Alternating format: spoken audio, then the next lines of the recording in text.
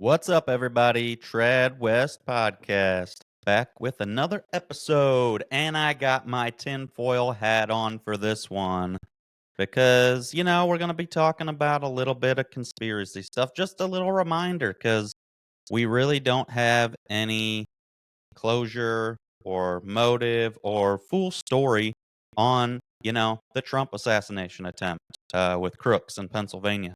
And I'm bringing this up because CNN was freaking out and running cover after Elon was on Joe Rogan podcast, and they kind of brought it back up and started questioning. And it is a valid question, very convenient, could be coincidence.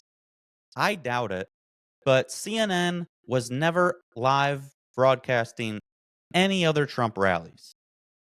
And then it just so happens CNN was live streaming that day.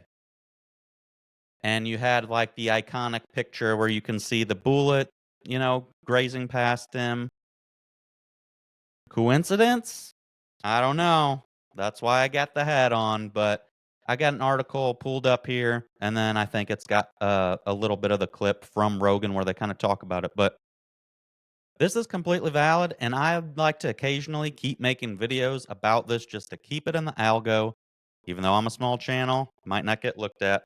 But we have no answers really on the Trump assassination attempt. Like, who was this kid? Who was helping him? Because it's looking like there were potential feds involved in helping him. People say no motive.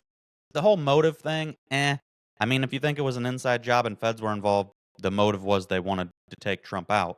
And even if it was just a legit attempt with him alone and they just did poorly at security, the motive's enough. There's enough whack jobs out there that don't want to see Trump survive. And now Elon at this point. So the whole motive thing, I'm not that big on, but it was just too much failed for it to possibly not be somewhat of an inside job. Like, there was a drone allowed.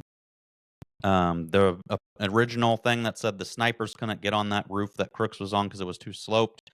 Meanwhile, the roof that the snipers were on across the way that was looking right at him was sloped the same way, if not more of a slope.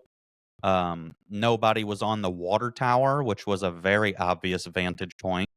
There is some conspiracies that there was a second shooter potentially on the water tower that dipped and got away.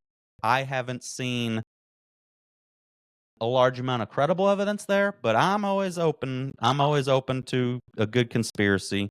The Crooks, the kid's house was wiped clean, like no silverware in there. They immediately cremated the body so you couldn't freaking do more medical exams and check it out. Very suspicious. As I said, CNN live streamed it. They never stream it. It seemed like his home was professionally scrubbed.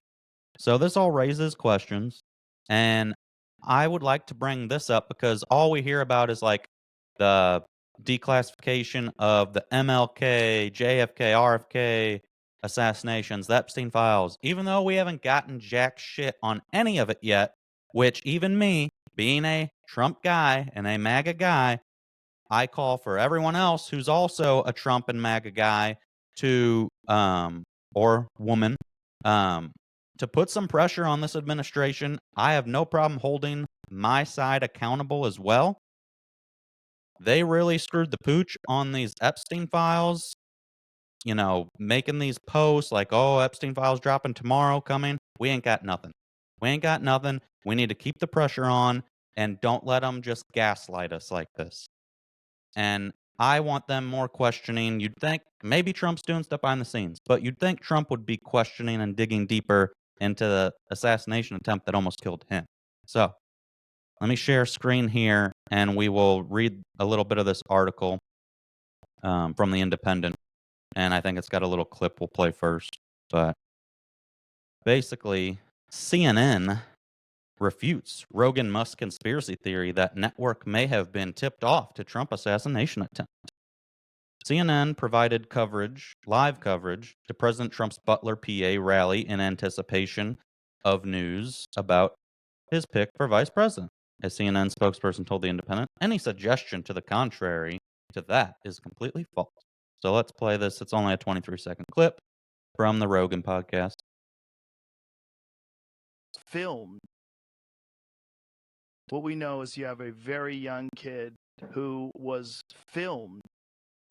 They knew he was there with a rangefinder a half an hour before the event. You also know that CNN streamed it live, which I do not believe they did for any other rally, and certainly not for a rally that's in the middle of nowhere in Pennsylvania. All right. So Let's talk about. Yeah, I forgot about that. Yeah, that they had seen him previous to it happen, before it happened, with a rangefinder on him. Why would you let anybody around there with a rangefinder? That is suspicious as hell, let alone, like I mentioned, the drone. He was flying a drone beforehand. So, let's read a little more here. CNN is pushing back on conspiracy theory fueled by Joe Rogan and Elon Musk that the network had prior knowledge about the attempt on Donald Trump's life, prompting the channel to air live coverage of the campaign rally. The wild theory was wildly picked up by conservatives and MAGA media personalities who wondered whether CNN was tipped off that the shooting would have taken place and that the network should be subjected to investigation. CNN provided live coverage of President Trump's Butler, PA rally in anticipation of news about his pick for vice president, is what CNN's story is. During Rogan's latest sit-down with Musk, which featured the world's richest man making baseless accusations about business rivals being on so-called Epstein lists, and the conspiracy peddling podcaster claimed that it was suspicious that CNN carried the rural Pennsylvania rally where the president was grazed with a bullet. At the same time, he falsely asserted that the network did not carry any other Trump rallies during the 2024 campaign. Okay, let's see if they fact check this or if they're just going to say that's false, because I don't think they really live streamed.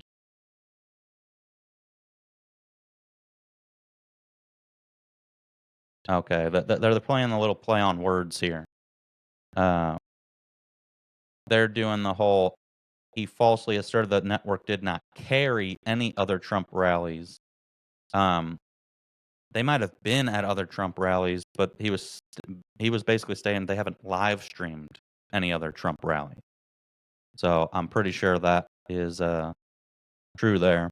Let's see. You also know that CNN streamed it live, which I do not believe they did for any other rally, and certainly not for a rally in the middle of nowhere in Pennsylvania.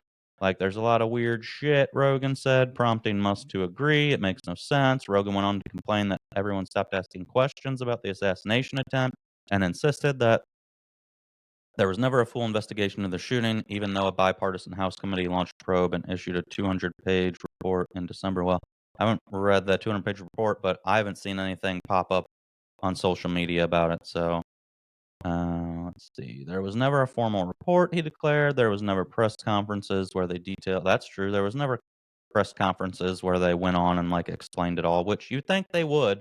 Top runner who is now president of the United States. It's kind of a big deal. What are the chances that CNN was tipped off to stream the Butler rally? Trump-backing billionaire Bill Ackman tweeted, "Why isn't this worthy of an investigation? It shouldn't be too hard to figure out who ordered it." In a since-deleted tweet, Fox News contributor Joe Concha also helped to fan the conspiratorial flames by implying there was something fishy about CNN deciding to take the weekend rally live. "This is 100% correct," he wrote. "I was about to go on the air to co-host the big weekend show and noticed this on my way in. CNN never airs Trump rallies anymore. They aired plenty in 2015, 2016 for ratings. The question is, why this one?" So I think I've read enough there. That's basically the gist of it. But I really think we need to keep the pressure on.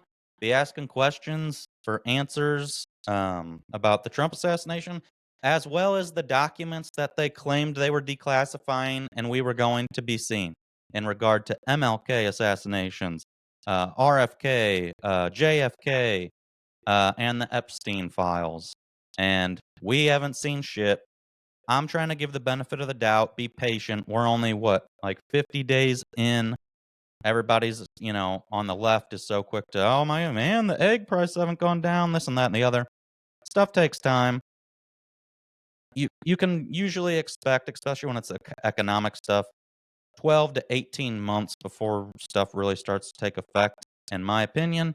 Um, but, they're going to use it as a political talking point. But we really do need to put the pressure, keep the pressure on our own side. I don't just give my side a pass. I'm actually a believer in being even more critical to your side because it's your side. You should be wanting them to make you look good and genuine. And you're not like what we say the other side is, a bunch of liars and fraudsters. So keep the pressure on, people. I hope we get more answers about the Trump assassination attempt. And, there were multiple attempts, but this was the big one. And all the apparent documents that are supposed to be declassified. So, everybody, make sure you like, follow, subscribe on all platforms. X. X is really the really social media one I do. I have accounts, but I'm going to be honest, I don't really do much on the Facebook or the Instagram. I'm not big on TikTok. I had created an account, but I think I posted like one thing and I haven't checked it. But mainly YouTube, Rumble, the long form episodes I put on Spotify, but I don't put all this type videos on Spotify. But really trying to get that Rumble following up because it's hard to get into the YouTube algorithm, especially with the content that I'm going to be pumping out. YouTube is not going to prop that up. I'm trying to start pumping out more videos because at least if you post daily or at least multiple videos a week, it betters your chance to get in the algorithm. But Rumble is where it's at, and I'm trying to focus more on because they are big in free speech. And it's easier to get, I guess, verified and all that through Rumble. So please, please, please, if you haven't, go over to Rumble, at Trad West Podcast on Rumble. Rumble's kind of weird. I didn't know how to use it when I first created it, but as long as you follow the main, if you follow any of them, it should give me credit. But I had created like sub channels thinking I had to. And I, when I do a long form video for the actual podcast itself, I put that in one called just Trad West Podcast. And then the little videos like this, I have one called Trad West Podcast Videos. They all get uploaded to the main account. So I don't really know the purpose of creating the channels. But I created, the Trad West Podcast one for the long form, the Trad West Podcast Videos. And one's got 8 followers, one got 7 followers. The main channel, though, only has like 3 followers. So if everybody could just go follow that, I would appreciate it. But until next time, Trad West Podcast